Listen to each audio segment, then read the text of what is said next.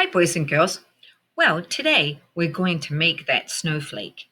Today we're going to make sure that we create a snowflake that meets the requirements of the information we learned about in our science book. We learned that it is a hexagon and that it has 6 arms or dendrites coming out from a speck. This one is a really old snowflake, so it's a little bit squished. So, in your bag of supplies, you will find the materials you need. You will find that you have some toothpicks and a bit of Play-Doh. It might be a different color. My one just happens to be white. You're going to take out 12 toothpicks. You might find you have a few more, but we did that just in case some fell out or got lost.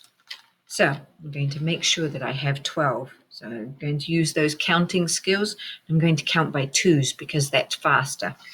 2, 4, 6, 8, 10, 12. Ooh, I had 13, but I don't need this one. So I'm going to put this one to the side. Then I have my ball of Play-Doh. What I'm going to do is I'm going to break a piece off. This one is going to be our bigger ball, and then we need 6 smaller balls. 1, tried to run away. 2,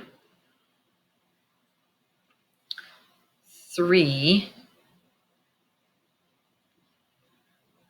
4, 5. Now I remember that Mrs. Clapp said I need 6 little balls. How can I solve my problem? Here's what I can do. I can take a little pinch of each of the 5 balls, and that will give me a 6th ball. Okay, I'm going to fix all my little balls now. 1, 2, 3, 4, 5, and 6. Now I've done it. 1 big one for the middle, and 1, 2, 3, 4, 5, 6. And Mrs. Clapp said I would need 12 toothpicks. 2, 4, 6, 8, 10, 12. I'm ready to begin. I'm going to put my 6 little balls to the side because I don't need those quite yet. I'm also going to put 6 toothpicks to the side because I don't need those ones quite yet. So 2, 4, 6 are waiting on the side. Now I'm ready to begin. I have my big piece in here. Now I remember the information from the book said that the 6 arms are like the times of a clock, but only on the twos. 2, 4, 6, 8, 10, 12. So I'm going to go 2, 4, 6, 8, 10, and 12 o'clock, just like a clock. So now it looks like a star, but we know from the book that our centerpiece started with a speck, and then the water vapor stuck to it and made our speck bigger, and then it was able to grow arms as more water vapor collected onto the crystal. So we've got our beginning. Now what we need to do is take each of our little balls and put them on the end. 1, 2, 3, 4, 5, and 6.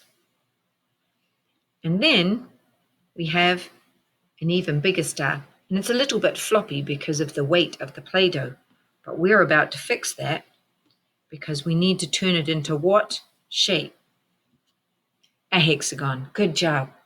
So I'm going to take one and join these two. I'm going to take another and join these two.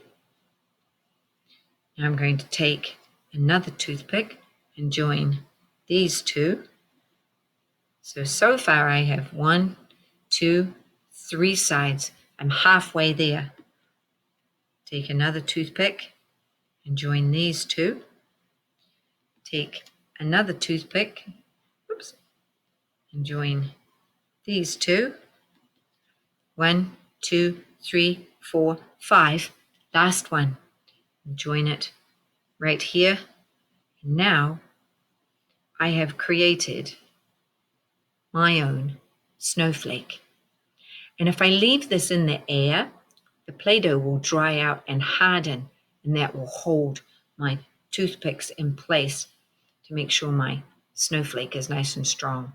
So that's exactly what I'm going to do. I'm going to leave it in the air so that the Play-Doh will harden, and then I'll have a great snow crystal ready so I can show my friends.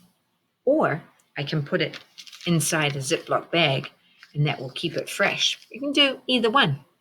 All right, boys and girls, go ahead and use your supplies to make your very own 6-sided, 6-armed, or dendrite snow crystal, just like we read about in the book. Good luck, engineers. Go ahead and build a model of a snow crystal.